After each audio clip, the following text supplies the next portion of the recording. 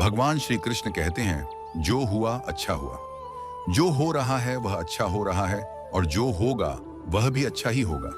जो बीत गया उसका तुम पछतावा ना करो और भविष्य की चिंता भी ना करो। अभी तो वर्तमान चल रहा है। जो पुरुष ना किसी से द्वेष करता है और ना किसी चीज की आकांक्षा करता है, वैसा कर्म योगी पुरुष सन्यासी के समान है, और वह पुरुष सुखपूर्वक सांसारिक बंधनों से मुक्त हो जाता है। ना तो मैं किसी के भाग्य का निर्माण करता हूं और ना ही किसी के कर्म फल का निर्माण करता हूं। मनुष्य अपने द्वारा के कर्मों का ही परिणाम भोगता है और उसी से उसके भाग्य का निर्माण होता है।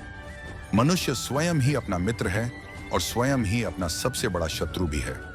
ज्ञानी मनुष्य कर्म योग या भक्ति योग से एक ही जन्म में इस समुद्र रूपी संसार से निकलकर परमात्मा को प्राप्त कर लेता है, और अज्ञानी मनुष्य काम क्रोध लोभ मोह में फंसकर 84 लाख योनियों में भटकता रहता है।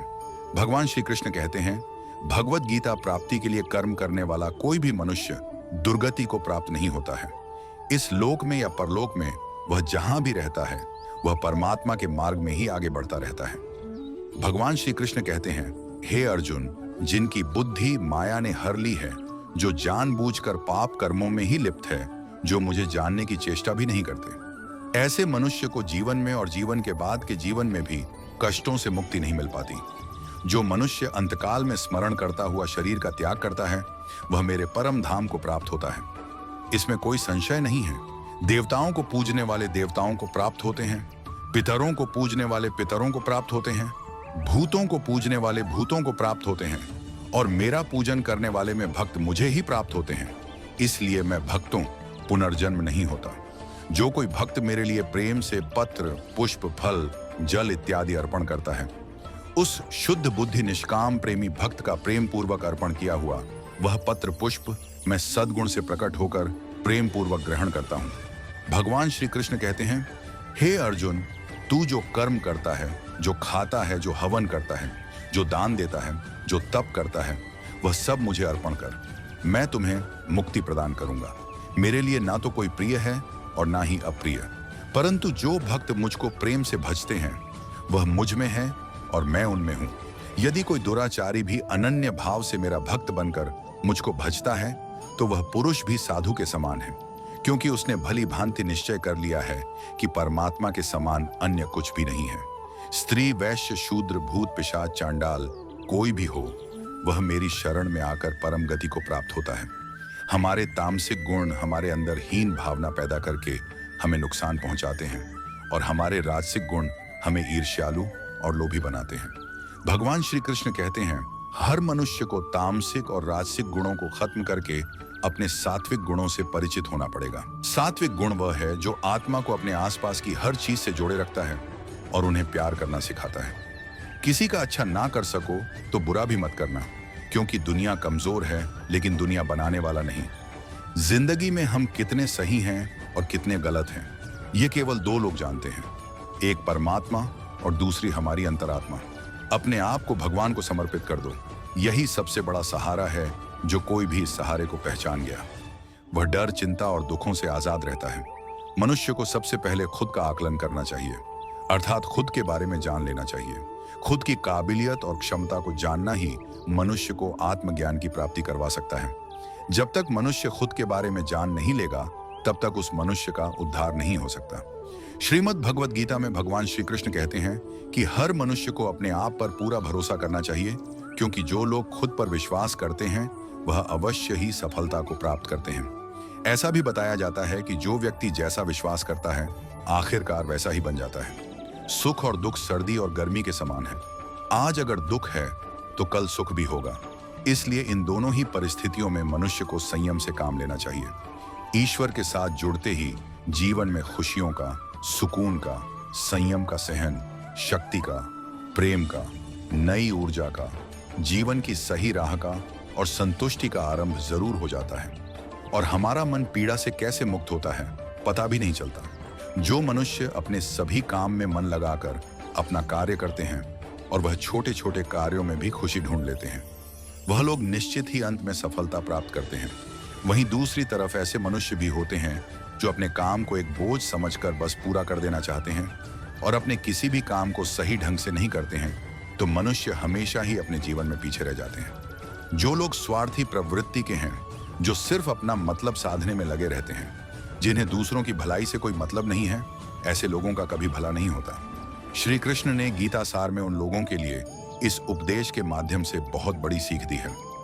भगवान श्री कृष्ण कहते हैं, स्वार्थ शीशे पर फैली धूल की तरह होता है, जिसकी वजह से व्यक्ति अपना प्रतिबिंब भी नहीं देख पाता है। इंसान का स्वार्थ उसे अन्य लोगों से दूर ले जाकर नकारात्मक हालातों की तरफ धकेल देता है, जिसके चलते व्यक्ति अकेला रह जाता है। अगर आप चाहते हैं कि आप अपना जीवन खुशीपूर्वक व्यतीत करें, तो इसके लिए यह जरूरी है कि आप स्वार्थ को कभी अपने पास नहीं आने दें, क्योंकि स्वार्थी मनुष्य दोस्ती भी सिर्फ अपना स्वार्थ निकालने के लिए करते हैं। ईश्वर हमेशा मनुष्यों का साथ देता है। जो व्यक्ति इस प्रभावशाली सत्य को मान लेता है तो उसका जीवन पूरी तरह बदल जाता है। सृष्टि निर्माता ईश्वर ही है जो संपूर्ण जगत को चला रहा है। वही इंसान तो बस ईश्वर के हाथ की एक कठपुतली है। इसलिए इंसान को कभी अपने भविष्य या फिर अतीत की चिंता नहीं करनी चाहिए, क्योंकि हर विकट परिस्थिति में ईश्वर इंसान का साथ देता है और उसे मुश्किलों से बाहर निकालता है। इसलिए हम सभी को ईश्वर पर भरोसा रखना चाहिए। श्रीमद् भगवद गीता में श्री कृष्ण ने यह उपदेश दिया है कि अपने काम को पहले प्राथमिकता दें और पहले अपने काम को पूरा करने की कोशिश करें, तभी दूसरे के काम को करें। क्योंकि जो लोग पहले अपने काम को नहीं करते और दूसरों का काम करते रहते हैं, वे लोग अक्सर परेशान रहते हैं। मनुष्य अपने हृदय से दान कर सकता है, वह अपने हाथों से नहीं कर सकता, और मौन रहकर जो कुछ वह कह सकता है वह शब्दों से नहीं कह सकता। जो चीज हमारे दायरे से बाहर हो उसमें अपना समय गंवाना मूर्खता ही होगी। किसी भी व्यक्ति को ना तो समय से पहले और ना ही भाग्य से अधिक कभी कुछ मिलता है, लेकिन उसे पाने के लिए सदैव प्रयत्नशील रहना चाहिए। कान्हा कहते हैं, जो मनुष्य मुझ पर मन लगाते हैं, मेरी भक्ति करते हैं, मैं उनको वह सब कुछ प्रदान करता हूं जो उनके पास नहीं है, और जो उनके पास है मैं उसकी रक्षा भी करता हूं। इसलिए यह बहुत जरूरी है कि हम अपने बुरे वक्त में परमात्मा पर भरोसा रखें। भगवान श्री कृष्ण कहते हैं, कितना भी बुरा वक्त आ जाए, कभी विचलित नहीं होना चाहिए, बल्कि डटकर उसका सामना करना चाहिए, क्योंकि संसार का नियम है, जो आया है उसे दुख का सामना करना ही पड़ेगा। रोने से और चिंता करने से कोई फायदा नहीं होने वाला, बल्कि इससे दुख और बढ़ेगा जीवन में आगे बढ़ने के लिए और अपनी अलग पहचान बनाने के लिए। यदि आपको क्रांतिकारी भी बनना पड़े तो इससे पीछे ना हटे। कहने का सीधा मतलब यह है कि जरूरत के हिसाब से खुद में बदलाव करें और समाज के बारे में ना सोचते हुए अपने कर्म को पूरा करें। जीवन में मित्रों की भूमिका बहुत अहम होती है। सच्चे दोस्तों की पहचान हमेशा मुश्किल वक्त में ही होती है। जिस तरह भगवान कृष्ण ने पांडवों के मुश्किल वक्त में उनका साथ दिया, वैसे ही आपको भी अपने दोस्तों का साथ देना चाहिए। इसके साथ ही आपको ऐसे ही मित्र बनाने चाहिए जो आपके मुश्किल वक्त में आपके साथ खड़े रहें। जीवन में हार जीत लगी ही रहती है, लेकिन सफलता सिर्फ उसी व्यक्ति को मिलती है जो अपनी गलतियों और हार से सीख लेकर आगे बढ़े। हार कर निराश होना किसी भी समस्या का हल नहीं है। किसी भी परिस्थिति में लड़ने के लिए एक बेहतर रणनीति बनाना बहुत जरूरी होता है। बिना रणनीति के आप हर मोर्चे पर कामयाब नहीं हो पाएंगे। यदि पांडव भी श्री कृष्ण द्वारा बनाई गई रणनीति का पालन नहीं करते तो शायद कर्मों के खिलाफ युद्ध में उन्हें जीत नहीं मिल पाती। यदि कोई साधक किसी कारणवश अपनी साधना में सफल नहीं हो पाता तो भगवान उसकी अधूरी साधना पूरी करने के लिए उसे फिर से शुद्ध श्रीमंतों के घर में जन्म देते हैं। भगवान श्री कृष्ण कहते हैं, हे धनंजय, मेरे सिवाय इस जगत का कोई दूसरा कारण नहीं हो सकता है। मैं ही संपूर्ण संसार का महाकारण हूं। जैसे मोती सूत के धागे में माला में पिरोए हुए होते हैं, वैसे ही यह संपूर्ण जगत मुझ में ही ओतप्रोत है। यह संसार मुझसे ही उत्पन्न होता है, मुझ में ही स्थित रहता है और मुझ में ही विलीन हो जाता है। कहने का तात्पर्य यह है कि भगवान के सिवाय संसार की कोई स्वतंत्र सत्ता नहीं है। सतर्ज और तम, इन तीन गुणों से युक्त मेरी माया को पार कर पाना असंभव है। मनुष्य मेरी इस माया में चिपके रहते हैं और भोग संग्रह की इच्छा छोड़ नहीं पाते। मनुष्य अपने को कभी सुखी और कभी दुखी, कभी समझदार और कभी बेबस, कभी निर्बल तो कभी बलवान आदि मानकर मेरी इस माया में तल्लीन रहते हैं। वे मेरी इस माया को आसानी से पार कर जाते हैं, क्योंकि उनकी दृष्टि केवल मेरी ही तरफ रहती है। वे मेरी माया में नहीं फंसते हैं। भगवान श्री कृष्ण कहते हैं, हे अर्जुन, पवित्र कर्म करने वाले मेरे 4 प्रकार के भक्त मेरा स्मरण करते हैं। पहले भक्त अर्थात दुख से निवृत्ति चाहने वाले दूसरा भक्त है। अर्थार्थी भक्त अर्थात धन संपदा चाहने वाले भक्त। तीसरा है जिज्ञासु भक्त अर्थात केवल मुझे जानने की इच्छा रखने वाले भक्त। और चौथा है ज्ञानी भक्त अर्थात मुझे ज्ञान सहित जानने वाले भक्त। आइए इनको थोड़ा समझ लें। अर्थ भक्त वह है जो प्राण संकट आने पर संकट दूर करने के लिए केवल भगवान को पुकारते हैं। कष्ट का निवारण केवल भगवान से ही चाहते हैं, दूसरे किसी से नहीं। वे अर्थ भक्त कहलाते हैं। अर्थ भक्तों में द्रौपदी और गजेंद्र का दृष्टांत ठीक नहीं लगता है, क्योंकि इन दोनों ने अपनी रक्षा के लिए अन्य उपायों का भी सहारा लिया था। चीरहरण के समय जब द्रौपदी भीष्म पितामह और 5 पांडवों पर भरोसा करती रही, तब तक वह रोती, बिलखती और कष्ट पाती रही। परंतु जब सब सहारे छोड़कर अनन्य भाव से प्रभु को पुकारा, तब प्रभु ने उसकी लाज बचाई। ऐसे ही गजेंद्र ने जब तक दूसरे हाथियों और हथिनियों का सहारा लिया, अपने बल का सहारा लिया, तब तक वह कई वर्षों तक ग्रह से लड़ता रहा और दुख पाता रहा। सब सहारे छूटने के बाद जब उसने ओम नमो भगवते कहकर हरि को पुकारा, भगवान ने तुरंत आकर ग्राह का मुंह फाड़ दिया और गजेंद्र का उद्धार किया। पार्थ भक्तों में अभिमन्यु की पत्नी उत्तरा का दृष्टांत सही लगता है, कारण कि जब उस पर संकट आया तब उसने भगवान श्री कृष्ण के सिवाय किसी दूसरे उपाय का सहारा नहीं लिया।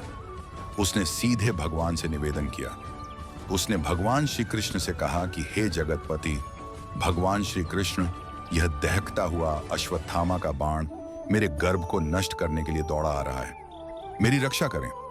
तुरंत उत्तरा के गर्भ में प्रविष्ट होकर भगवान ने गर्भ की रक्षा की और परीक्षित को बचाया। अर्थात भक्त वह है जिनको अपनी सुख सुविधा के लिए धन संपत्ति प्राप्त करने की इच्छा हो जाती है, परंतु उसको वे केवल भगवान से ही चाहते हैं, दूसरों से नहीं।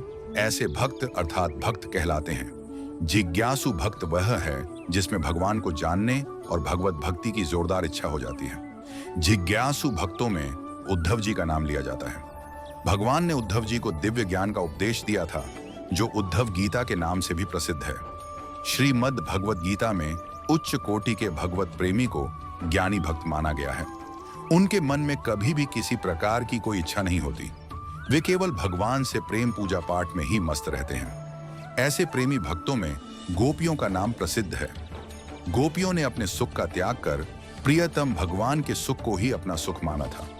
ज्ञानी अर्थात प्रेमी भक्त भगवान से कुछ नहीं चाहता, इसलिए वह भगवान का सर्वश्रेष्ठ भक्त है। बुरे लोग हमेशा बुरे कर्म करते हैं, फिर भी वह जीवन में सुखी और संपन्न रह कहते हैं, जबकि अच्छे लोग जीवन में अच्छा कर्म करते हैं, फिर भी उन्हें अपमान और दर्द ही मिलता है।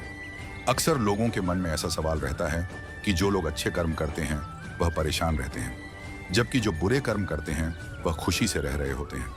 अच्छे कर्म करने वाले परेशान होते हैं कि आखिर उन्हें इतनी परीक्षा क्यों देनी पड़ रही है, जबकि जो अधर्म की राह में हैं वह खुश हैं और जिंदगी का लुत्फ उठा रहे हैं। अक्सर लोग सोचते हैं कि अब अच्छाई का जमाना ही नहीं रहा। अगर आपके मन में भी यह सवाल आया है तो आज आप इसका जवाब जान लीजिए। ये जवाब जो भागवत में लिखा है और भगवान श्री कृष्ण ने अर्जुन को दिया था।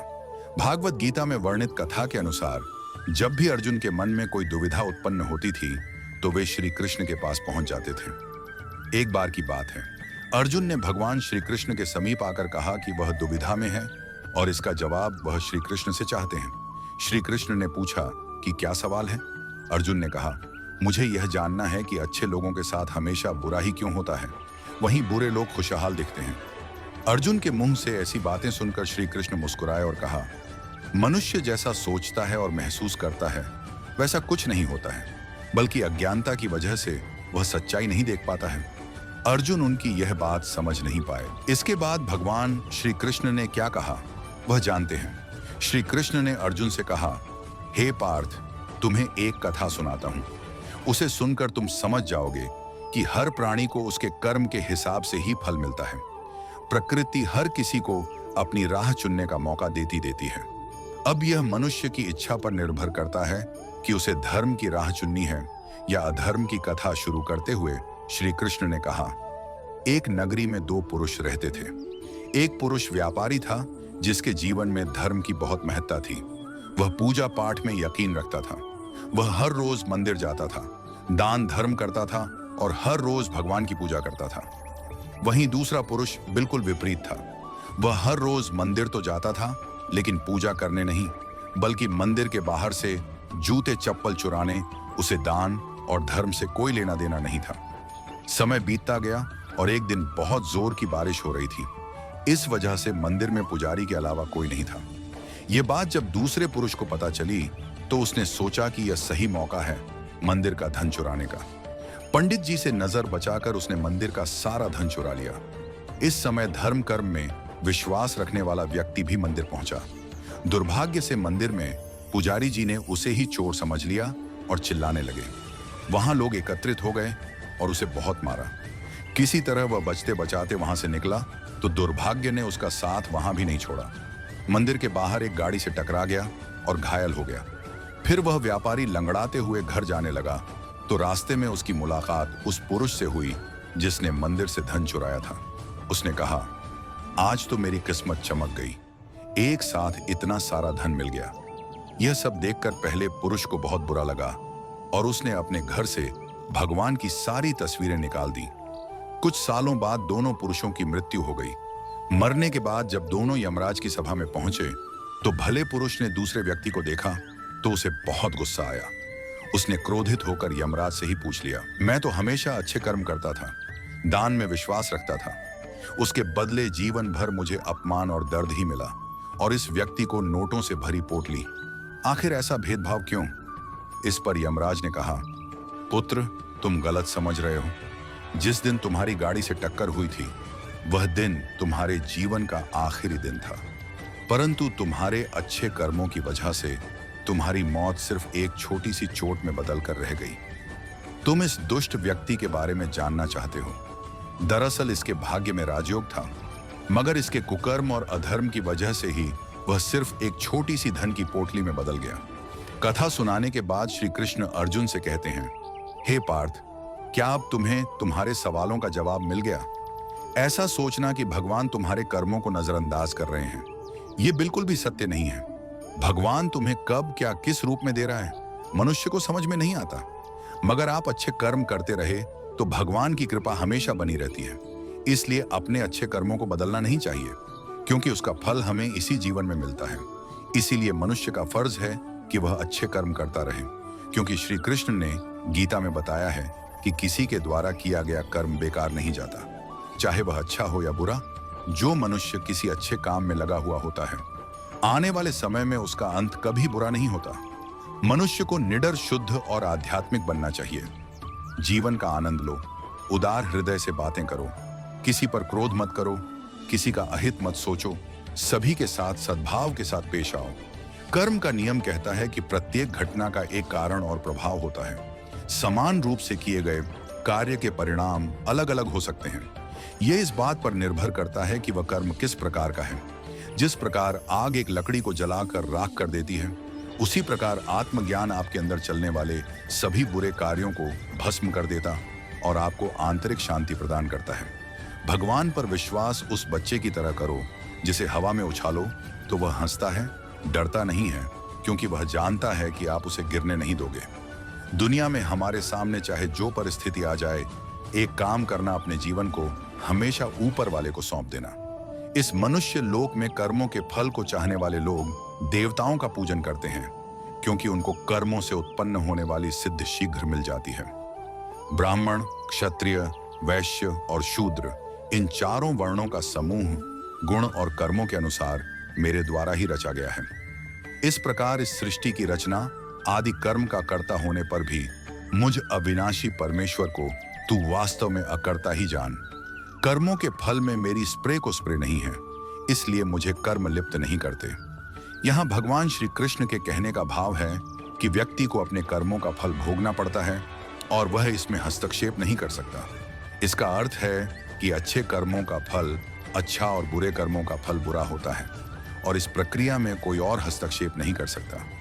पूर्व काल में पूर्वजों ने भी इस प्रकार बताए अनुसार ही कर्म किए हैं और मोक्ष को प्राप्त हुए हैं। इसलिए अगर तू भी मोक्ष को पाना चाहता है तो पूर्वजों द्वारा सदा से किए जाने वाले कर्मों को ही, जिसकी शक्ति सर्वथा नष्ट हो गई है, जो अपनी देह पर अभिमान नहीं करता, जो ममता से रहित हो गया है, जिसका चिर निरंतर परमात्मा के ज्ञान में स्थित रहता है। वैसा कर्म योगी अपना कर्म यज्ञ की तरह करता है और मोक्ष को प्राप्त होता है, जो अपना सब कुछ परमात्मा को अर्पित कर देता है, जिसके लिए परमात्मा ही सब कुछ है, जो अपने हर कर्म में परमात्मा को देखता है और हर कर्म परमात्मा के लिए है। वैसा कर्म योगी मोक्ष का अधिकारी होता है। जो मनुष्य मुझसे परम प्रेम करके इस परम रहस्य युक्त गीता शास्त्र को मेरे भक्तों से कहेगा, वह मुझको ही प्राप्त होगा। इसमें कोई संदेह नहीं है। इससे बढ़कर मेरा प्रिय कार्य करने वाला मनुष्य में कोई नहीं है, तथा पृथ्वी भर में उससे बढ़कर मेरा प्रिय दूसरा कोई भविष्य में होगा भी नहीं। जो मनुष्य श्रद्धा युक्त और दोषों से रहित होकर इस गीता शास्त्र का श्रवण भी करेगा, वह भी सभी पापों से मुक्त होकर मेरे परम धाम को प्राप्त होगा। जीवन की सबसे महंगी चीज है आपका वर्तमान। जो एक बार चला जाए तो फिर पूरी दुनिया की संपत्ति देकर भी उसे हम हासिल नहीं कर सकते।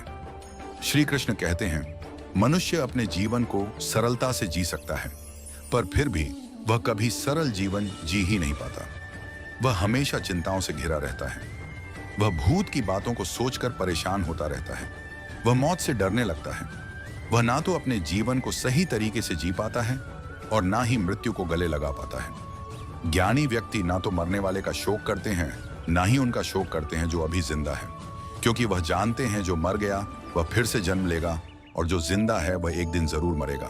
भगवान श्री कृष्ण कहते हैं, तुम्हारे बीते हुए कल को मैं ठीक तो नहीं कर सकता, लेकिन तुम्हारे वर्तमान में अगर तुम अच्छा कर्म करोगे तो तुम्हारा आने वाला कल मैं जरूर उजागर करूंगा। ईश्वर से कुछ मांगने पर ना मिले तो उससे नाराज ना होना, क्योंकि ईश्वर वह नहीं देता जो आपको अच्छा लगता है, बल्कि वह वही देता है जो आपके लिए अच्छा होता है। जिस प्रकार समुद्र के पार जाने के लिए नाव ही एकमात्र साधन है, ठीक उसी प्रकार स्वर्ग के लिए सत्य व सत्कर्म ही एकमात्र सीढ़ी है।